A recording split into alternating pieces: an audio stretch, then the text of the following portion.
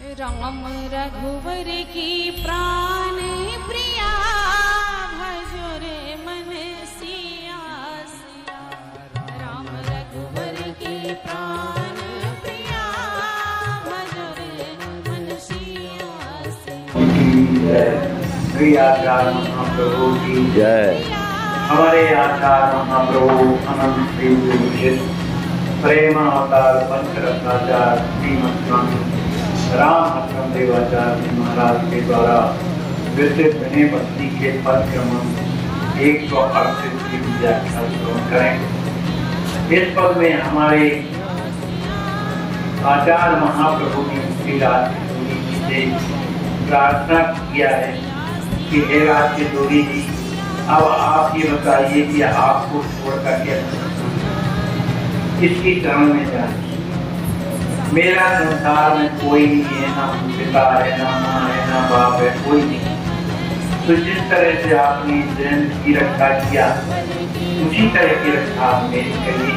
इस तरह की प्रार्थना हमारे आचार्य महाप्रभु करते हैं। सीते तुम्हें कहो कहाँ देंगे, काके हृदय वीर बहु मोरी, कृप करुणा कहाँ पाइए। आपन कई को मुनि जग मन है, काय कौन क्रोध नहीं आई। कवन कहिए वह धन भल त्रिभुवन, मोर पाप पितलाई। सुहृद सखा किए मात पिता सब, सेवक बंधु सुता। बिन स्वार्थ मोहि कोना पूछे, चितवत जस जंदूता। तुरत मारवे योग जयंतई, हृदय निराश्रित जानी। जय सीता रक्षो दुष्टि हर्षम, राखी सोई गई पानी। हमारे आचार्य महाप्रभु कहते हैं कि हे राज के सूरी, अब आप ही बताइए, आपके अलावा हमारी रक्षा करने वाला, इसलिए आप ही बताइए कि अब हम कहाँ जाए आपको छोड़कर। काके हृदय तीर बहु मोरी, कृत करुणा कहाँ पाइए। मेरे लिए किसी के हृदय में कोई पीड़ा नहीं, आपके हृदय में जो कृपा है, जो करुणा है, वो किसी के हृदय में नहीं। इसलिए आपन करी को मुनि जग मन में, काय को। संसार में ऐसा कौन है जो मुझे अपना मानता है? कोई मानने वाला नहीं। और देखा ये जाता है कि सभी कोई क्रोध के वशीभूत हो गए, सबको क्रोध आता है। कवन कहिए बैठन भल प्रभुवन, मोर पाप चितलाई। मेरे पापों को चित्त में विचार करके कौन ऐसा है कि जो अपने पास बैठने के लिए कहे। मन त्रिभुवन में कोई ऐसा नहीं है जो अपने पास में बैठने के लिए कहता हो। सुहृद सखा किए मात पिता सब, सेवक बंधु सुता।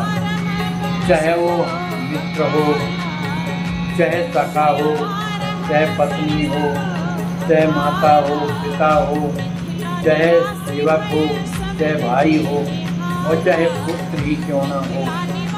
बिन स्वार्थ मुझे को नहीं थे, जिनका स्वार्थ मुझसे जब तक है तब तक मुझे मानते हैं, और जब स्वार्थ समाप्त हो जाता है तो बिना स्वार्थ के मुझे कोई पूछता भी नहीं है।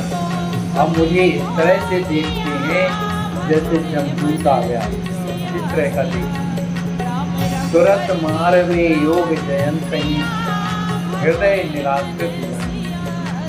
आपने जयंत को हृदय से देखकर, निराश्रित जान करके, जो जयंत तत्काल मानने योग्य था, ऐसे को भी सीता रक्षो दुखी हर्षण। ऐसे जन की भी हे राज जोड़ी जी, आपने शीघ्रता से उसकी रक्षा किया। राखी सोई गति पानी, आपने उसकी रक्षा करके उसका बाएं पकड़ करके और उसकी आपने रक्षा किया। इसी तरह से आप भी मेरे बाएं पकड़ करके और मेरी आप रक्षा करेंगे। बोलिए श्री राज जोड़ी।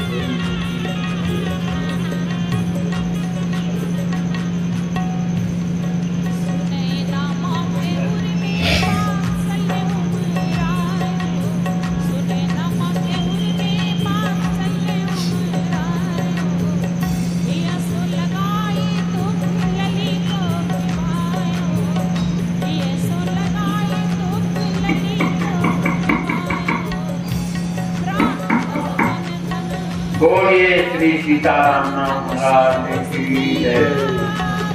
आज के प्रसंग में श्री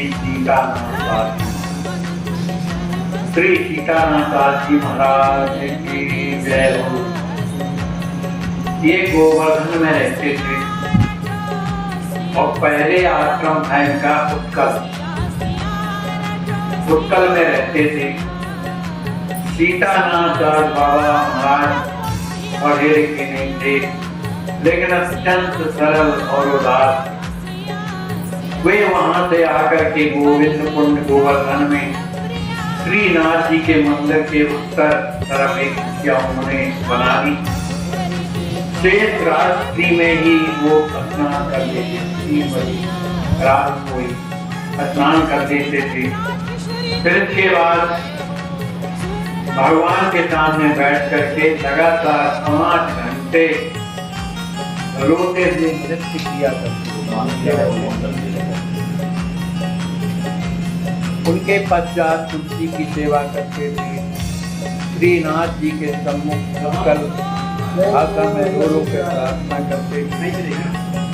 दोपहर के 2 बजे करी मांगने जाते थे। ज्येष्ठ की जब दोपहरी की सूर्य का प्रकाश ज्यादा रहता था तो भी बिना जूतों के ही मटकरी मांग लाया करते थे और मटकरी को मांग करके और सभी संतों की कुटिया में दे आते। उन्हें कुछ गीत याद थे, गोपी गीत, तो उन्हीं का अधिकांश समय में वो बड़े प्रेम से गीत गाते रहते थे। नियम पूर्वक 2 बार गोविंद कुंड में वो स्नान करते थे। रात्रि में 2 बजे उठ बैठते और 3 बजे स्नान करते थे। तो 3 बजे जब वो स्नान करते थे तो एक बार एक अद्वैत दास बाबा सुनाई देता है। अद्वैत दास बाबा थे, तो उन्होंने उनके निकट जाकर सीतानाथ जी से कहा कि भाई सवेरे स्नान करना चाहिए, उसके पहले नहीं करना चाहिए, क्योंकि उसके पहले जो है वरुण देवता शयन करते रहते हैं, सोते रहते हैं, इसलिए 4 बजे स्नान करना चाहिए। तो सीतानाथ बाबा ने कहा मैं करूं क्या, मैं सोता भी रहता हूँ तो गोविंद आकर के मुझे वो जगा देते, 2 बजे जगा देते। अब जब जगा देते हैं तो मैं उसी स्थिति में जाकर के स्नान करता हूँ और स्नान करने के बाद फिर अपना भजन पूजन करता रहता हूँ। अब मैं स्वतंत्र नहीं हूँ कि मैं अपने मन का, अब वो जैसा कहते हैं मैं करता हूँ। अब इस तरह से जब उन्होंने कहा तो वो कुछ ना बोले कि जब भगवान जगा रहे तो क्या कहा जाए। जिस समय सीतानाथ बाबा का शरीर टूटा उसके 2-3 दिन पहले उन्हें स्तनपात ज्वर का अतिसार हो गया। अतिसार में दस्त का रोग, और फिर भी वो स्थिति में भी, अब जिनको दस्त लग जाते हैं तो उनकी स्थिति कैसी हो जाती है, और फिर रोग हो जाता तो हिम्मत तो रहती नहीं। तो ऐसी स्थिति में भी वो 2 बजे रात के अब एक बार की बात है कि माघ मास का महीना, भयंकर ठंड, और बाबा जो है बीमार चलते थे, शरीर जर्जर हो गया था, वृद्धावस्था आ गई। अब अद्वैताचार्य जो बगल में रहते थे उन्होंने सोचा कि ये 2 बजे कुंड में कौन स्नान कर रहा है, बाबा की तो तबीयत ठीक नहीं है, उठे हो गया। तो बाहर निकल करके देखा तो महाराज जो देव स्नान कर रहे हैं, बड़े दुखी हुए, बताओ वृद्धावस्था हो करके भी अपने नियमों को नहीं छोड़ रहे। कहा अब इसके बाद सीतानाथ दास बाबा ने कहा अद्वैत दास जो उनके बगल में रहते थे, कहने लगे भाई देखो दिन के 12 बजे और मुझे तुम लोग श्रीनाथ जी के मंदिर में ले चलो। अब अद्वैत दास बाबा बोले कि मैं तो अकेला हूँ, मैं कैसे आपको क्या करूँ। तो उन्होंने कहा, अरे भैया सहारा बात तो दे सकते हो ना, पकड़ो करे सहारा दे। तो उनके कहने पर वे हिम्मत पकड़ करके श्रीनाथ जी के सामने ले गए। अब जब श्रीनाथ जी के सामने पहुंचे, वहाँ एक वरुण का वृक्ष लगा, वरुण कोई वृक्ष उठा हो, उसके नीचे जाकर के बैठ गए और बोले एक काम करो, पुण्य का जल ला करके मुझे मेरा स्नान कराओ। उन्होंने स्नान कराया। स्नान के पश्चात कहा मेरा तिलक कर दो, तो तिलक कर दिया। और तिलक हो जाने पर पूछा कि तुम सब लोगों ने प्रसाद पा लिया है कि नहीं पाया, जितने लोग हो। तो सबने कहा हाँ पा लिया है। हाँ तो एक काम और करो कि तुलसी जी जहाँ पर विराजी हुई है उनका स्नान का जल ला करके मुझे डाल दो मेरे मुँह में। तो तुलसी का जल ला करके उनके मुँह में डाल दिया। अब जब डाल दिया तो जैसे उनके मुख में तुलसी दल पड़ता है तो उन्हें बड़ी प्रसन्नता हुई। इतनी प्रसन्नता होती है क्योंकि तुलसी जी को राधा रानी ही मानते हैं, इनमें कोई अंतर, क्योंकि वो भी प्रिया जो है श्याम सुंदर, तो उनमें अंतर नहीं समझते थे। और एक बार की बात है कि उन्होंने पूछा द्वैत दास से कि तू कभी तुलसी जी में पानी डालता है कि नहीं डालता। कहा मैं तो डालता हूँ। कहा तो कुछ तुझे अनुभव होता है, राम को तो कोई अनुभव नहीं होता है। तो उन्होंने कहा एक काम करो, वृंदा जो तुलसी है इसके बारे में कुछ हमको सुनाओ। कहा महाराज मैं नहीं जानता इसके बारे में कि वृंदावन के क्या महत्व है। तब इन्होंने ही वृंदा के बारे में बढ़िया कथा सुनाई। और जब कथा सुनाई तो बाबा स्वयं ऐसे आनंद में भर जाते हैं जैसे उन्हें कोई रोग न हुआ, बड़े प्रसन्न हो जाते हैं। उनमें एक खास बात और थी कि जो तुलसी सूखने की कगार में चली जाती है, जब ये जीवित नहीं रहे, लेकिन बाबा ले जा कर के जल जल्दी डालते थे तो हरी भरी तत्काल हो जाती। इस तरह से बाबा उन्हीं तुलसी जी को प्रणाम करते हुए अपने शरीर को उन्होंने त्याग किया। इसके बाद एक वृंदावन दास महाराज ने कवि चरित्र थोड़ा सा है, ये बरसाना में रहते थे। और बरसाना में रहते रहते ये भी रात्रि में उठ करके और माला झोली दे करके और वृंदावन के जितने भी मंदिर रहते थे बरसाना में, लेकिन सुबह नहा धो करके और माला झोली ले करके और वृंदावन चले जाते। तो जो मुख्य जो मंदिर थे उन सब का दर्शन करते थे और दर्शन करने के बाद वहाँ भगवान की का दर्शन करने के बाद लौट आते थे पुनः बरसाना।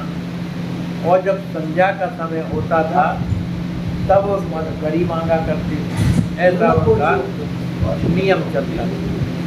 वो कभी निमंत्रण में किसी के यहाँ नहीं जाते थे, कभी नहीं जाते।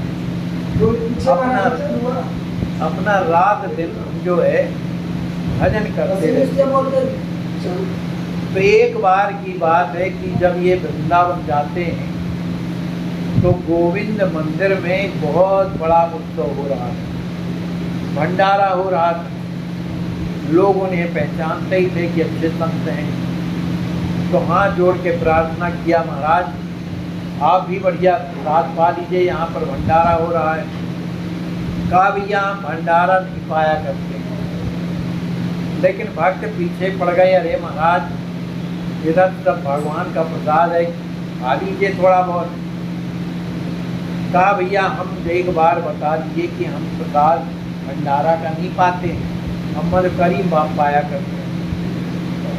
तो जो मालिक था वो दुखी हो गया भंडारा पवाने वाला, तो उनको लगा कि इसकी आत्मा दुख जाएगी, वैष्णव अपराध पड़ेगा, चलो पा दें।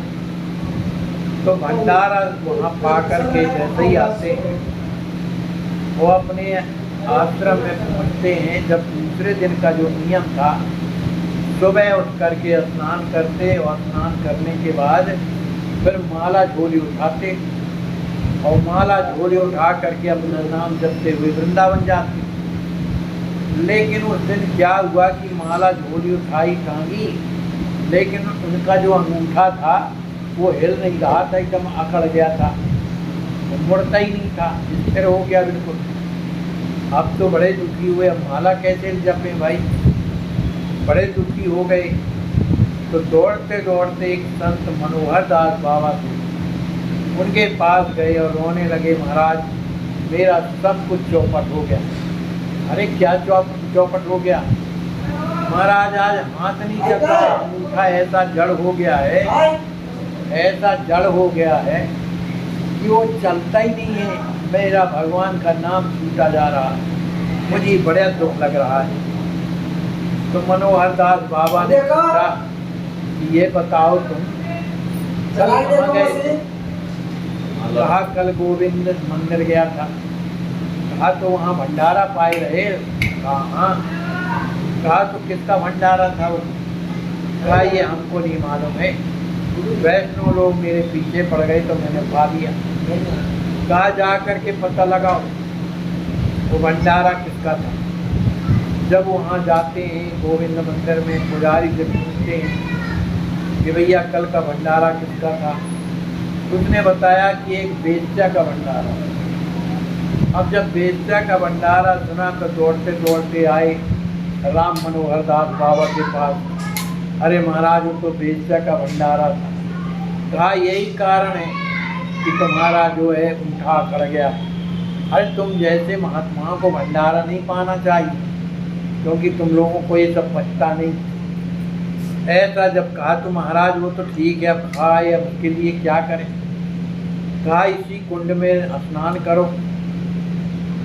तो और क्या करें? बस 3 दिन स्नान करो और परिक्रमा करो गोवर्धन जा करके, तब ये तुम्हारा अंगूठा ठीक होगा, प्रायश्चित तो करना पड़ेगा।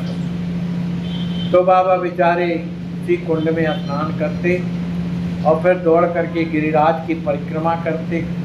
एक दिन जब किया तो देखा उठा ज्यों का त्यों, दूसरा दिन भी किया तो भी उठा ज्यों का त्यों। अब उनको जिनका नाम छूटता है उनको कितनी पीड़ा होती है, और नाम प्रेमी है ना, इसलिए। और जिनको मतलब ही नहीं है उनको कहाँ फर्क पड़ता है। अब बड़े दुखी हुए, कहा चलो एक दिन और बाकी है। अब तीसरे दिन जब स्नान किया और गोवर्धन की जब परिक्रमा किया तब उनका अंगूठा ठीक हो गया। उन्होंने उस दिन से कसम खा लिया कि चाहे किसी की का भी भंडारा हो, अब मुझे खाने नहीं जाना है। भजन में प्रभाव पड़ता है, मन में प्रभाव पड़ता है, शरीर में प्रभाव पड़ता है। उस दिन से वो बाबा किसी का भंडारा नहीं पाते थे और नित्य निरंतर भगवान का नाम लेते रहते हैं। उनका जो जीवन है हमेशा गिरिराज की परिक्रमा में बीता, और मार्ग में चलते चलते एक दिन जब परिक्रमा कर रहे थे तभी वो गिरिराज को प्रणाम किए और प्रणाम करते और फिर शरीर से उठे नहीं, उनका शरीर वहीं पर शांत हो गया।